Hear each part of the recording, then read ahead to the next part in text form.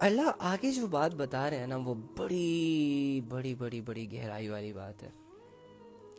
اگر آپ یہ سمجھ گئے نا، یقین کریں کہ آپ اپنی تنہائیوں سے نکل آئیں گے.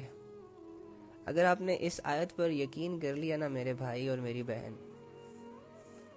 تو تم چاہے کہیں بھی چلے جاؤ، فزیکل اعتبار سے یا اپنی سوچوں اور اپنے علم اور اس طرح کی کنڈیشنز میں یا سٹریس میں یا انزائٹی کے دور سے کہیں بھی چلے جاؤ، تمہیں یہ فیل ہونا بند ہو جائے گا کہ تم اکیلے ہو. آج اللہ کی نا ایک آیت پڑھتے ہیں جو قرآن میں اللہ رب العزت نے ہم سے کہی ہے. اللہ فرماتے ہیں اور حقیقت یہ ہے کہ ہم نے انسان کو پیدا کیا. اس میں کوئی شک ہے کسی کو؟ نہیں ہے نا. ہمیں اللہ نے پیدا کیا نا، آپ کو اللہ نے پیدا کیا نا، آپ کے بیوی بچوں کو، آپ کے ماں باپ کو، آپ کے دوستوں کو، اور ہر وہ چیز جو آپ کے ہاتھوں میں ہے، ہر وہ چیز جو آپ کے آنکھوں کے سامنے ہے، ہر وہ چیز جسے آپ استعمال کرتے ہیں، یا ہر وہ چیز جو آپ کو فائدہ دے رہی ہے اور آپ کو پتہ ہی نہیں ہے کہ یہ مجھے فائدہ دے رہی ہے. یہ ساری چیزیں، یہ ساری کریشن، یہ ساری مخلوق اللہ نے بنائی ہے نا.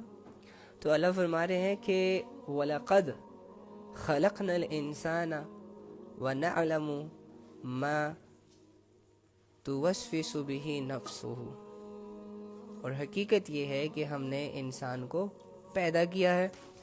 آگے فرما رہے ہیں اور اس کے دل میں جو خیالات آتے ہیں نا، دل میں خیالات آتے ہیں نا، اچھے آتے ہیں، برے خیالات آتے ہیں. لیٹ سپوز میں کہیں جا رہا ہوں، تو جس جگہ میں جا رہا ہوں اس جگہ پہنچنے سے پہلے مجھے اس جگہ کا خیال آتا ہے. لیٹ سپوز میرے گھر کوئی آ رہا ہے، تو اس شخص کے آنے سے پہلے، اس کے آنے کے بعد کے حالات، یا ان کے ساتھ کیسے پیش آنا ہے، ان کے سامنے کیا رکھنا ہے، وغیرہ وغیرہ، یہ سارے خیالات ہمارے دلوں میں آتے ہیں. اس کے علاوہ خیالات کی دوسری کنڈیشن یہ ہے کہ لیٹ سپوز ہم کسی نیکی کا ارادہ کرتے ہیں، تو اس نیکی کو کرنے کی کوئی پلاننگز کرتے ہیں، دل میں خیال آتا ہے کہ ایسے ہو جائے، ویسے ہو جائے، اور وہ خیال ایک مووی کی طرح ہماری آنکھوں کے سامنے چل رہا ہوتا ہے، مائنڈ میں سکرول کر رہا ہوتا ہے. اسی طرح دل میں گناہوں کے بھی خیال آتے ہیں. لیٹ سپوز اگر ایک انسان نے یہ ارادہ کر لیا کہ میں نے آج زنا کرنا ہے، میں نے آج چوری کرنی ہے، میں نے آج کسی کا قتل کرنا ہے، میں نے آج کسی کے سامنے جھوٹ بولنا ہے، میں نے آج حرام کمانا ہے، تو اس ایکشن کو کرنے سے پہلے، اس گناہ کو کرنے سے پہلے اس کے دل میں خیالات آئیں گے کہ کیسے کروں، ایسے کروں گا، ایسے جاؤں گا، اس کو ساتھ لے کر جاؤں گا، یہ ہوگا، پھر یہ کروں گا. یہ سارے خیالات جو انسان کے دل میں پیدا ہوتے ہیں. اس کے علاوہ آپ یہ دیکھتے ہیں کہ جب آپ فری ہوتے ہیں، آپ کے پاس کام کرنے کو کچھ نہیں ہوتا، آپ بیٹھے بیٹھے یا لیٹے لیٹے ویسے ہی کسی خیالوں میں گم ہو جاتے ہیں. ویسے ہی آنکھوں کے سامنے کوئی مووی بن کر سامنے آ جاتی ہے، آپ کو لوگوں کے چہرے نظر آتے ہیں. اس کے علاوہ یا جو چیزیں آپ کو ہرٹ کر رہی ہوتی ہیں، یا جو لوگوں کی ظلم زیادتیاں آپ کے ساتھ ہوئی ہوتی ہیں، یا جن لوگوں کے ساتھ آپ نے اچھا کیا ہوتا ہے اور وہ لوگ آپ کے ساتھ برا سلوک کر رہے ہوتے ہیں، یہ ساری چیزیں انسان سوچتا ہے. یہ خیالات انسان کے دل میں آتے ہیں. تو دیکھو میرے دل میں جو خیالات آئیں گے نا، وہ میرے علم میں ہے. آپ کے دل میں جو خیالات آ رہے ہیں وہ آپ کے علم میں ہے. ٹھیک ہے، آپ کے دل میں جو چل رہا ہے وہ مجھے نہیں پتا، میرے دل میں جو چل رہا ہے وہ آپ کو نہیں پتا. یہاں تک کہ ہمارے ساتھ کوئی کتنا ہی قریب کیوں نہ بیٹھ جائے، یار ہمیں کوئی گلے سے ہی کیوں نہ لگا لے، ہم ایک دوسرے کے خیالات کو دیکھ نہیں سکتے، جج نہیں کر سکتے، فیل نہیں کر سکتے. لیکن اللہ کیا کہہ رہے ہیں؟ اللہ فرما رہے کہ حقیقت یہ ہے کہ ہم نے انسان کو پیدا کیا، یعنی آپ کو اللہ نے پیدا کیا، اور اس کے دل میں جو خیالات آتے ہیں ان تک سے ہم خوب واقف ہیں. سوچیں آپ، کیا کبھی بھی ہم نے ان خیالات کو سوچتے ہوئے، فیل کرتے ہوئے کبھی یہ سوچا کہ یار یہ جو خیالات جیسے میں فیل کر رہا ہوں نا، ویسے میرے اللہ کو بھی یہ پہنچ رہے ہیں، یار جیسے میں یہ اپنی فیلنگز کو آنکھوں سے دیکھ رہا ہوں، آنے والے حالات، میری پلاننگز، میری سوچیں اور میرے اندر کی دنیا کو جس طرح مجھے دکھایا جا رہا ہے اس طرح اللہ بھی دیکھ رہا ہے۔ اگر یہ یقین میرے اور آپ کے دل میں بیٹھ جائے کہ یار میں جو سوچ رہا ہوں اور میری سوچ جو مووی بن کر میرے سامنے آ جاتی ہے، یا میرے دل میں جو خیال آتا ہے اور اس خیال سے جو میں ایکشن کرنے کی طرف قدم بڑھاتا ہوں، یہ جس طرح مجھے پتہ چل رہا ہے نا اور دوسرا کسی کو نہیں پتہ چل رہا، اس طرح میرے اللہ کو بھی پتہ چل رہا ہے۔ تو مجھے بتائیں، کیا ہم میں سے کوئی بھی اپنے دل کے حالات کو، اپنے دل کی کیفیتوں کو یا اپنے قیمتی دل کو کسی برائی کے یا کسی فضول خیالات کے حوالے کرے گا؟ نہیں بھی کرے گا۔ ٹھیک ہے، ایک بات تو یہ ہو گئی۔ اور اللہ آگے جو بات بتا رہے ہیں نا، وہ بڑی بڑی بڑی بڑی گہرائی والی بات ہے۔ اگر آپ یہ سمجھ گئے نا، یقین کریں کہ آپ اپنی تنہائیوں سے نکل آئیں گے۔ اگر آپ نے اس آیت پر یقین کر لیا نا میرے بھائی اور میری بہن، تو تم چاہے کہیں بھی چلے جاؤ، فزیکل اعتبار سے یا اپنی سوچوں اور اپنے علم اور اس طرح کی کنڈیشنز میں یا سٹریس میں یا انزائٹی کے دور سے کہیں بھی چلے جاؤ، تمہیں یہ فیل ہونا بند ہو جائے گا کہ تم اکیلے ہو۔ ٹرسٹ می، تمہارا یہ جو گلا شکوہ ہے تم سے، خود سے، کہ مجھے کوئی سمجھ نہیں رہا، تمہارا یہ جو گلا شکوہ ہے خود سے کہ یار میرا کوئی دوست نہیں ہے، میرا کوئی اپنا نہیں ہے، میں اپنے دکھوں میں، اپنے دردوں میں اکیلا ہوں، کوئی نہیں ہے یار، یہ گلے شکوے ختم ہو جائیں گے اگر آپ نے اس آیت کو سمجھ لیا۔ ٹھیک ہے، اللہ فرما رہے ہیں کہ نحن اقرب الیہ من حبل الورید، ہم اس کی شہرک سے بھی زیادہ اس کے قریب ہیں، شہرک سے بھی زیادہ اس کے قریب ہے۔ بہت غور سے سنیے گا اس بات کو۔ مجھے بتائیں کہ اگر میں آپ سے ایک کویسچن کروں کہ آپ اس دنیا میں سب سے زیادہ کسے جانتے ہو، تو آپ کا آنسر کیا ہوگا؟ ماں کو؟ نہیں، تم جھوٹ بول رہے ہو۔ باپ کو؟ نہیں، تم نہیں جانتے باپ کو۔ بھائی کو؟ تم بھائی کو بھی نہیں جانتے۔ بہن کو؟ نہیں، تم بہن کو بھی نہیں جانتے۔ گرل فرینڈ، بوائے فرینڈ وغیرہ؟ نہیں، تم اس کو بھی نہیں جانتے۔ ان نون پرسنز جن کے چہرے تم پڑھ لیتے ہو، ایسے لوگوں کو نہیں، تم کسی کو نہیں جانتے۔ سب سے زیادہ ایک ایسی پرسنالٹی ہے، ایک ایسی شخصیت ہے کہ جس کو تم مکمل طور پر جانتے ہو کہ وہ کیسا ہے، وہ کیا کرتا ہے، اس کی نیچر کیا ہے، وہ بولتا کیسے ہے، وہ کیوں بول رہا ہے، وہ اچھا بول رہا ہے، برا بول رہا ہے، اس کی نیت کیا ہے، وغیرہ وغیرہ۔ ایک ایسا شخص ہے جس کو آپ پراپر طریقے سے جانتے ہو۔ باقی دنیا میں جتنے بھی لوگ آپ کے سامنے ہیں یا آپ کی زندگی میں موجود ہیں، آپ ان میں سے کسی کے اوپر بھی یہ دعویٰ نہیں کر سکتے کہ میں اس کو بہت اچھے طریقے سے جانتا ہوں۔ تم نہیں جانتے کسی کو۔ تم اپنے دوست کو اگر اچھے طریقے سے جانتے ہیں نا، تو تم اس کے دکھوں میں اور اس کی پریشانیوں میں اس کے ساتھ کھڑے ہوتے۔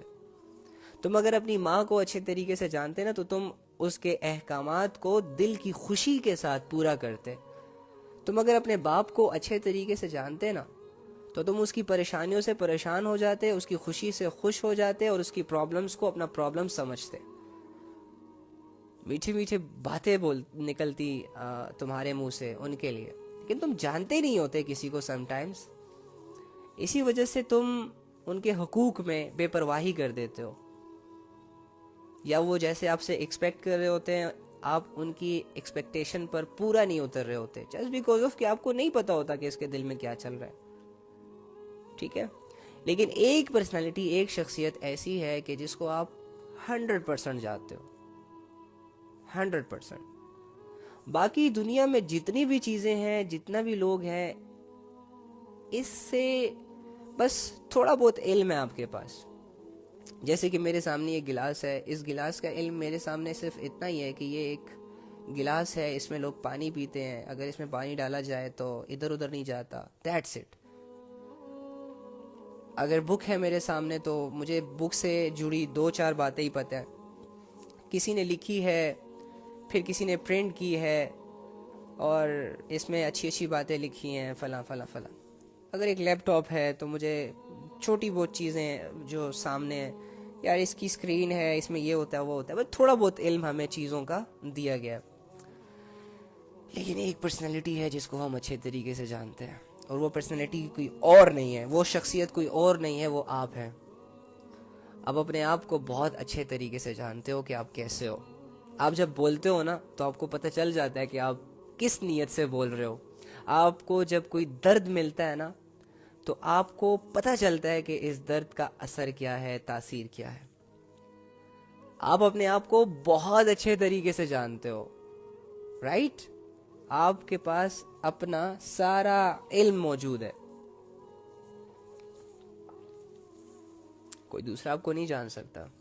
لیکن آپ اپنے آپ کو جانتے ہو کہ آپ کیا فیل کرتے ہو, آپ کیا سوچتے ہو, آپ کے مشنز کیا ہیں, آپ کے ویژنز کیا ہیں, آپ کے گولز کیا ہے, آپ کرنا کیا چاہتے ہو, آپ کا نام کیا ہے, آپ کی تھنکنگ کیسے ہے, آپ کی کمپنی کیسے ہے, آپ کن لوگوں میں اٹھنا بیٹھنا پسند کرتے ہو, آپ کن لوگوں میں اٹھنا بیٹھنا پسند نہیں کرتے, آپ کو کون سی بات اچھی لگتی ہے, آپ کو کون سی بات بری لگتی ہے, آپ کن اعمال میں ویک ہو, کن اعمال میں اسٹرانگ ہو, وغیرہ وغیرہ.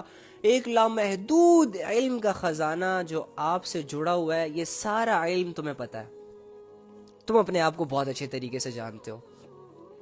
اوکے, اللہ یہاں پر یہ جو کہہ رہے ہیں نا کہ ہم وَنَحْنُ أَقْرَبُ إِلَيْهِ مِنْ حَبْلِ الْوَرِيدِ,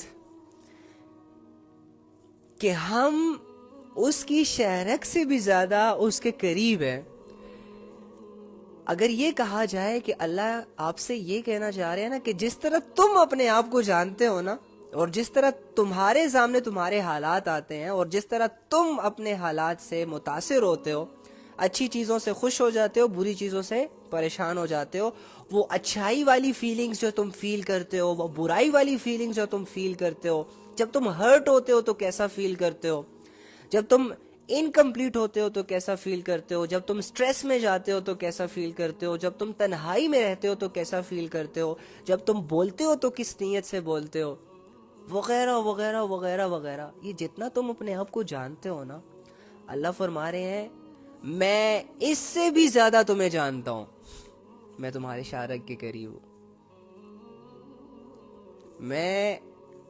تم کیا اپنے آپ کو ڈیپلی فیل کرو گے, تم کیا اپنی سوچوں میں ڈیپتھ تک جاؤ گے. اللہ فرما رہے ہیں میں تمہارے شارک کے بھی قریب ہوں, میں تمہیں تم سے بھی زیادہ جانتا ہوں. تو سوچیں, جب ایک انسان یہ سوچے کہ یار مجھے کوئی سمجھ نہیں رہا, تو اس انسان کو کیا یہ نہیں سوچنا چاہیے کہ یار میرا رب میرے شارک کے قریب ہے اور اس نے یہ فیصلہ کیا ہے, اور وہ قادر ہے ہر بات پر, وہ مجھ سے زیادہ جانتا ہے. جب تم تنہائی کا شکار ہوتے ہو تو کیا یہ ایک پل کے لیے یہ نہیں سوچ سکتے کہ وہ رب جو میرے شارک کے قریب ہے وہ مجھ سے دور نہیں ہے, میرے قریب ہے. میں جو سوچ رہا ہوں میری سوچ اس تک پہنچ رہی ہے, بغیر بتائے, بغیر اللہ کے سامنے رکھے. میں جو مانگنا چاہ رہا ہوں اللہ کو پتہ ہے, بغیر مانگے. ابھی میں نے مانگا بھی نہیں, ابھی میں نے اپنے دل کے الفاظوں کو زبان پر لایا ہی نہیں, اس سے پہلے میرے اللہ کے پاس ہے, موجود ہے, پہنچ چکے ہیں. یار جب اتنی بڑی ذات آپ کے ساتھ ہے, آپ کے شارک کے قریب ہے, اتنی بڑی ذات, اتنی لوئل ذات, اتنی علیم ذات, اتنی کبیر ذات, اتنی محبت والی ذات, اور اتنی غفور اور معاف کرنے والی ذات آپ کے شارک کے قریب ہے, آپ سے زیادہ وہ آپ کو جانتا ہے. ٹینشن کس بات کی, پریشانی کس بات کی؟ پھر تو مجھے ریلیکس ہونا چاہیے. جب میرے سارے معاملات اللہ کو پتہ ہیں اور میرے سارے معاملات ہینڈل بھی اللہ نے کرنے ہیں, جب میرے سارے معاملات سیٹ بھی اللہ نے کرنے ہیں اور ان پر سزا اور جزا کا فیصلہ بھی اللہ نے کرنا ہے، تو میں اپنی چھوٹی چھوٹی پریشانیوں کو لے کر پریشان کیوں ہو جاؤں؟ چھوٹے چھوٹے مسئلوں میں اپنے آپ کو جگڑ کر بڑے بڑے مشنز کو کیسے بھول سکتا ہوں؟ یہ خاندانی مسائل جو خاندان میں چل رہے ہوتے ہیں، یہ میاں بیوی کی 2-4 لڑائیاں جو ان میں ہر مہینے ہوتی رہتی ہیں، یہ بہن بھائیوں کا ایک دوسرے کو برا بھلا کہنا، یہ کبھی بستروں پر لڑائی کرنا بچوں کا، کبھی گلاس پر لڑائی کرنا بچوں کا، کبھی کھانے پہ لڑائی کرنا وغیرہ وغیرہ، کتنی چھوٹی چھوٹی مسئلے ہیں، کتنی چھوٹی چھوٹی برائیاں ہیں، کتنے چھوٹے چھوٹے سٹریس ہم نے بنائے ہوئے ہیں۔ صحابہ کا سٹریس پتہ ہے کیا ہوتا تھا؟ صحابہ کی کیا سوچ ہوتی تھی؟ یار اللہ کا دین اس جگہ نافذ کیسے ہو جائے، یار یہ جو بادشاہ ہے جو لوگوں پر ظلم ڈھا رہا ہے، اس بادشاہ کو ہم شکست کیسے دیں۔ صحابہ یہ پلاننگز کرتے تھے، صحابہ یہ سوچتے تھے کہ یار ہم کیا قربان کریں اللہ کے لیے کہ جس سے ہماری ایمانی کیفیت بڑھ جائے۔ صحابہ انتظار کرتے تھے کہ اللہ کا کوئی حکم آئے اور ہم نفس کے خلاف وہ چلیں، ہمارا نفس نہ چاہے کہ ہم اس حکم کو پورا کریں لیکن ہم اس کے باوجود پورا کریں اور اللہ کو یہ دکھائیں کہ اللہ ہم نے اپنے نفس پر تیری رضا کے لیے قدم رکھا ہوا ہے اور اپنے نفس کو اپنے اوپر مسلط نہیں ہونے دیا۔ صحابہ تو یہ سوچا کرتے تھے اور اس میں ان کی زندگی گزرا کرتی تھی۔ صحابہ کے سامنے تو ایسے ٹاسک ہوا کرتے تھے، ایسے مشنز ہوا کرتے تھے، وہ تو اللہ کو فرسٹ پریورٹی پر رکھ کر اللہ کی رضا ہی کو سب کچھ سمجھا کرتے تھے۔ اسی وجہ سے ان کے سامنے پھر ایسے حالات آتے تھے، ایسے ٹاسک آتے تھے کہ جن سے ان کو یہ موقع ملتا تھا ریئل میں کہ وہ اللہ کو راضی کر سکے، تو وہ خوشیوں میں بھی اللہ کو راضی کرتے تھے، پریشانیوں میں بھی اللہ کو راضی کرتے تھے، ہر حالت میں اللہ کی رضا مقصود تھی ان کے آگے۔ ہم کیا کر رہے ہیں؟ بیوی شوہر کو خوش کر رہی ہے، اس سے شوہر خوش نہیں ہو رہا، شوہر بیوی کو خوش کرنے کی کوشش کر رہا ہے، اس سے بیوی خوش نہیں ہو رہی، ماں باپ بچوں کو سمجھا رہے ہیں پھر بھی نہیں سمجھ رہے، بچے ماں باپ کو سمجھا رہے ہیں، ماں باپ نہیں سمجھ رہے۔ کتنے چھوٹے چھوٹے مسائلوں میں ہم نے اپنی زندگیوں کو، قیمتی زندگیوں کو، ایسی زندگیاں کہ جو اللہ کے دین کے لیے استعمال ہو سکتی ہیں، ایسی زندگیاں کہ جو پوری امت کے فیصلے کروا سکتی ہے، ایسی زندگیاں کہ جن کی قربانی لوگوں کی فلاح اور بہبود کا ذریعہ بن سکتی ہے، وہ ہم نے چھوٹے چھوٹے گھریلو مسئلوں کے حوالے کر دیے۔ اسی وجہ سے ہمارے سامنے بڑی چیز نہیں آتی، اسی وجہ سے تو ہم جب قرآن کی وہ آیتیں پڑھتے ہیں کہ جس میں اللہ رب العزت کوئی سزا دینے کا کہتے ہیں یا لڑنے کا کہتے ہیں یا عذاب دینے کا کہتے ہیں، تو ہم یہ سوچنے کنفیوز ہو جاتے ہیں کہ اللہ رب العزت اتنے سخت ہیں۔ یہی چیز ہے، تو جب تک ہم ان مسئلوں سے نہیں نکلیں گے، جب تک ہم اپنی ان چھوٹی چھوٹی 1.5 پاؤ سوچ سے نہیں نکلیں گے، تب تک ہمارے سامنے بڑے مسئلے نہیں آئیں گے، تب تک ہمارے سامنے بڑے مشنز نہیں کھلیں گے، تب تک ہمارے سامنے اللہ کو راضی کرنے کے لیے جو بڑے بڑے اعمال ہوتے ہیں نا وہ نہیں کھلیں گے۔ ہم تو چھوٹے چھوٹے اعمال کو کرنے میں اتنے کنفیوز ہیں، کوئی کہہ رہا ہے نماز نہیں پڑھی جا رہی، کوئی کہہ رہا ہے کہ قرآن پڑھنے میں دل نہیں لگ رہا، کوئی کہہ رہا ہے کہ پردہ نہیں ہو رہا، کوئی کہہ رہا ہے کہ آنکھیں نہیں جھکائی جا رہی، کوئی کہہ رہا ہے کہ گندی فلمیں نہیں چھوڑ پا رہے، کوئی کہتے ہیں کہ جی جھوٹ نہیں چھڑایا جا رہا، کوئی کہتے ہیں کہ سود کے کاروبار کو نہیں چھڑایا جا رہا۔ یار تم تو اتنے بڑے بڑے احکامات کو فالو کرنے آئے تھے، ان چھوٹے چھوٹے احکامات کو بھی تک نہ فالو کر سکے اور پہنچ گئے ہو 70 سال کی عمروں تک۔ کہاں گزارے تم نے یہ دن، کہاں گزارے تھے تم نے یہ راتیں؟ تمہیں تو سٹرگل کرنی تھی۔ اگر اللہ کا کوئی ایک حکم تم سے پورا نہیں ہو پا رہا تو تمہارے پاس ٹائم تھا نا، تمہارے پاس ٹائم تھا نا۔ اگر تمہیں کوئی مشن دے دے چند ٹکوں کے عوض کہ یار اس پہاڑ میں سے راستہ بنانا ہے، تو تم ایک دن میں تو بنا نہیں سکتے نا، اور ریوارڈ تمہیں بہت بڑا دیا جا رہا ہو تو تم کیا کرو گے؟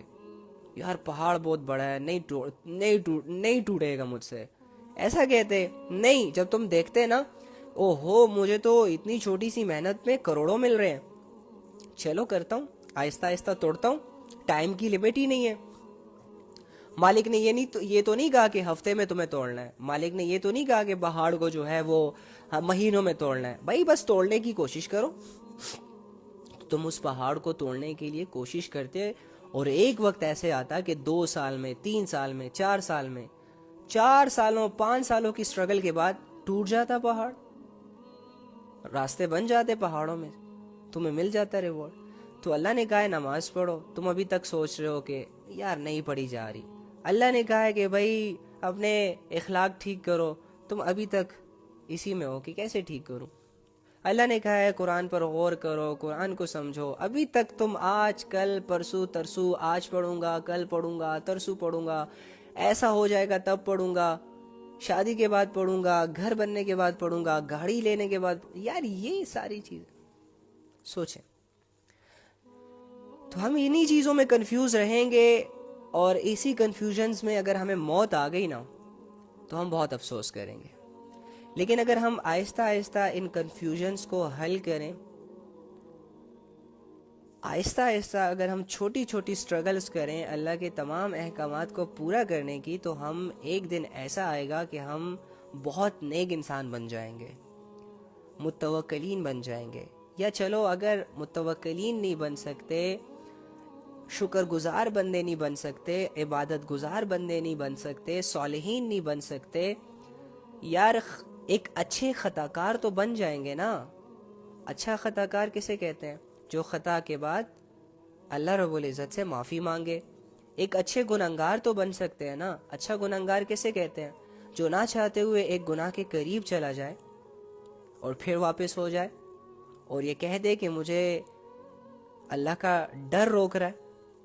یا اگر وہ گناہ کر لے تو اس گناہ کو کرنے کے بعد اللہ سے گڑ گڑا کے معافی مانگ لے. اتنی ایبیلٹیز تو ہم اپنے اندر پیدا کر ہی سکتے ہیں نا. اگر ہم نے ابھی تک یہ نہیں سیکھا کہ بھاگنے کے بعد لوٹنا کیسے ہے، گرنے کے بعد اٹھنا کیسے ہے، رب کو ناراض کرنے کے بعد رب کو راضی کیسے کرنا ہے، گناہوں کے بعد گناہوں کو پاک کیسے کرنا ہے، نافرمانی کے بعد توبہ کیسے کرنی ہے، تو ابھی تک تو ہم نے کچھ سیکھا ہی نہیں. پھر تو کچھ سیکھا ہی نہیں ہم نے.